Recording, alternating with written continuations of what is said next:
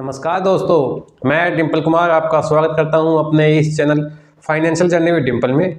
आज हम share market के बारे में बात करेंगे कि लोग शेयर मार्केट के बारे में क्या सोचते हैं, यह कैसे काम करता है या फिर क्या होता है। शेयर मार्केट में आप कहां पे इन्वेस्ट कर सकते हो और किन के द्वारा इन्वेस्ट कर सकते हो, या फिर शेयर मार्केट के रिस्क को आप कैसे कम कर सकते हैं। इन सभी के बारे में आप डिटेल से बात करेंगे। दोस्तों, सबसे पहले हम बात करते हैं कि लोग शेयर मार्केट के बारे में क्या सोचते हैं। दोस्तों, ज़्यादातर लोगों को शेयर मार्केट का नाम सुनते ही उनके दिमाग में डर बन जाता है कि यह तो बहुत बेकार है, इसमें तुम्हारे सारे पैसे डूब जाएंगे, या फिर इसमें बहुत ज़्यादा रिस्क है और यह तो एक जुआ है। दोस्तों, शेयर मार्केट आपके लिए एक जुआ साबित हो सकता है, लेकिन तब जब आप बिना शेयर मार्केट के नॉलेज के अगर शेयर मार्केट में इन्वेस्ट कर रहे हैं तो फिर यह आपके लिए एक जुआ साबित हो सकता है। दोस्तों, यह तो वैसे ही बात हो गई कि आपको ड्राइविंग नहीं आती है, फिर भी आप खुद ड्राइव करके कहीं दूर जाना चाह रहे हैं। दोस्तों, आज के समय में ज़्यादातर कामों में रिस्क होता है। जैसे दोस्तों, अगर आप कोई भी गवर्नमेंट जॉब की तैयारी कर रहे हैं तो उसमें भी रिस्क है। आपको जॉब मिल भी सकता है या फिर नहीं भी। आपको तो पता है आज के समय में कितने लोग गवर्नमेंट जॉब की तैयारी कर रहे हैं और कितने लोगों को जॉब मिल रही है। दोस्तों, वहीं इसका दूसरा एग्जाम्पल है बिजनेस। आज के टाइम में सब बिजनेस करना चाहते हैं, लेकिन उसमें भी आपको रिस्क है कि आपका बिजनेस सक्सेसफुल भी हो सकता है या फिर आपके पैसे लगाए हुए पैसे डूब भी सकते हैं। दोस्तों, वहीं पर तीसरा एग्जाम्पल, अगर आप बैंक में 5 लाख से ज़्यादा फिक्स डिपॉजिट में पैसे जमा कर रहे हैं तो वहाँ पे भी रिस्क है। अगर बैंक डिफ़ॉल्ट करता है तो आरबीआई सिर्फ आपके 5 लाख रुपए के लिए ही जिम्मेवार होगा। तो दोस्तों, इसी टाइप से ज़्यादातर हर काम में रिस्क होता है। दोस्तों, इसलिए रिस्क तो हमेशा रहेगा और ज़्यादातर हर काम में रहेगा। इसलिए आप अपनी नॉलेज के कारण उस रिस्क को कम कर सकते हैं। वहीं पर आप अपने रिस्क को कैलकुलेटेड रिस्क में बदल सकते हैं। लेकिन दोस्तों, यह तभी कर पाओगे तब आपको नॉलेज होगा, चाहे वो किसी भी सेक्टर में हो, एजुकेशन के, बिजनेस में या फिर शेयर मार्केट में। दोस्तों, लेकिन आपको यह ध्यान जरूर रखना है, अगर आपको फाइनेंस या शेयर मार्केट का नॉलेज नहीं है तो आपको शेयर मार्केट में इन्वेस्ट नहीं करना चाहिए, क्योंकि फिर यह आपके लिए काफ़ी रिस्की हो सकता है। दोस्तों, वहीं पर अगर आपको फाइनेंस का या फिर शेयर मार्केट का थोड़ा सा भी नॉलेज है और आप उसमें इन्वेस्ट करना चाह रहे हैं तो आप म्यूचुअल फंड से स्टार्ट कर सकते हैं। दोस्तों, आपको म्यूचुअल फंड में अपना इन्वेस्टमेंट कम से कम 5 साल के लिए, अगर आप लार्ज कैप में इन्वेस्ट कर रहे हैं तो इससे आपके रिस्क काफ़ी कम हो सकते हैं। वहीं पर अगर आप इनिशियल में स्टार्टिंग कर रहे हैं तो आपका यह इन्वेस्टमेंट लार्ज कैप के आप इंडेक्स में कर सकते हैं।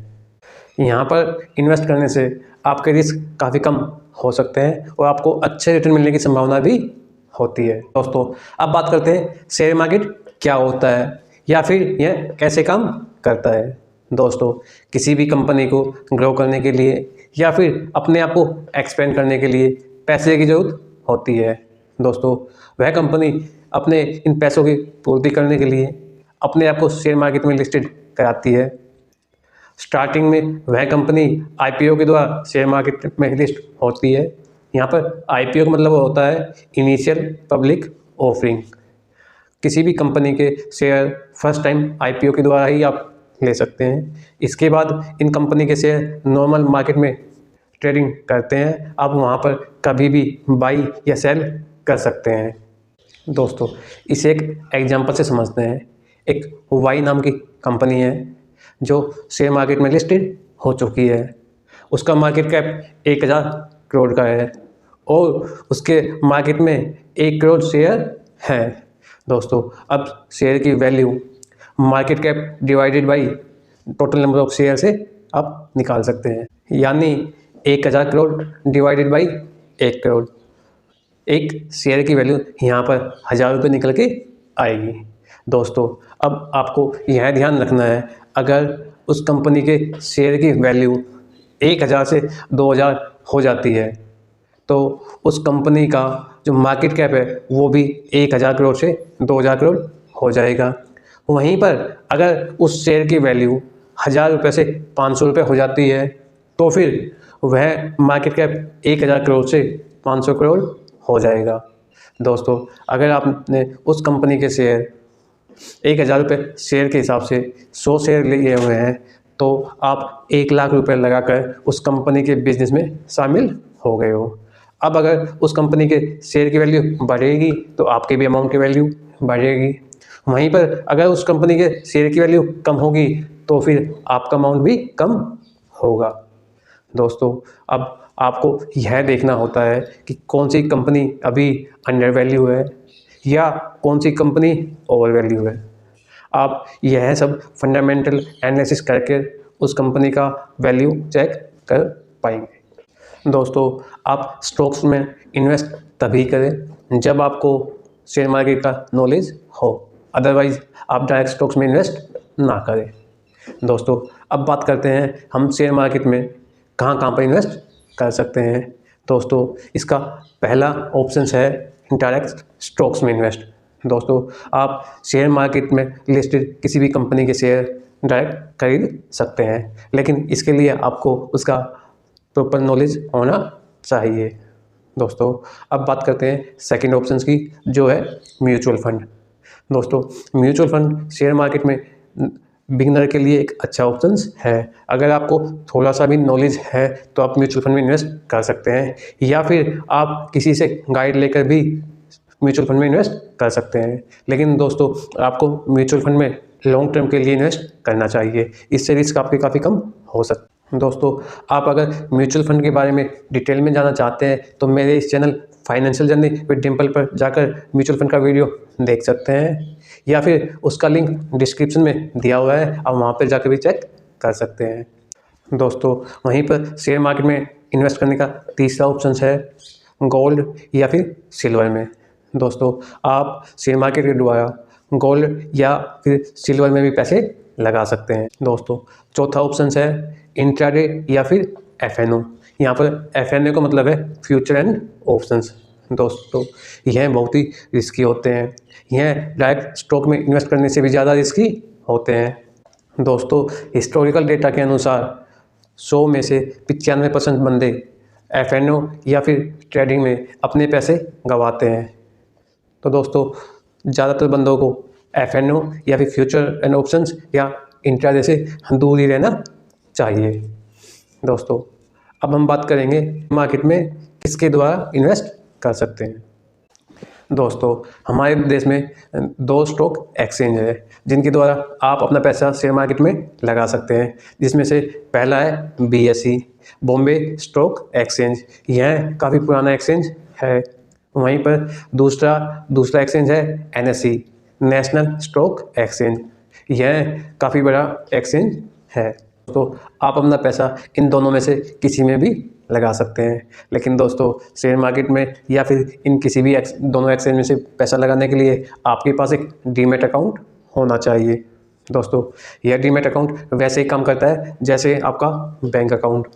आपको बैंक में पैसे जमा करने के लिए या फिर निकालने के लिए एक बैंक अकाउंट होना ज़रूरी है।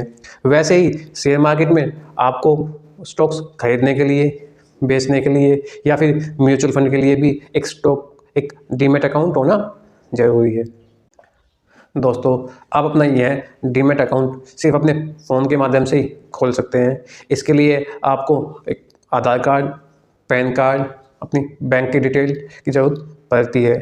उसके बाद आप किसी भी ऑनलाइन डायरेक्ट ब्रोकर के द्वारा या फिर किसी भी बैंक के द्वारा आप अपना यह डीमैट अकाउंट ओपन करा सकते हैं।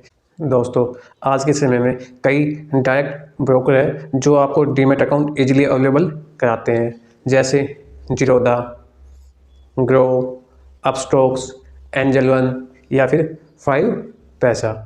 दोस्तों, यह कोई भी स्पॉन्सर वीडियो नहीं है। आप चाहें तो किसी भी ब्रोकर से ओपन करा सकते हैं अपना यह अकाउंट, या फिर किसी भी बैंक के द्वारा भी ओपन करा सकते हैं।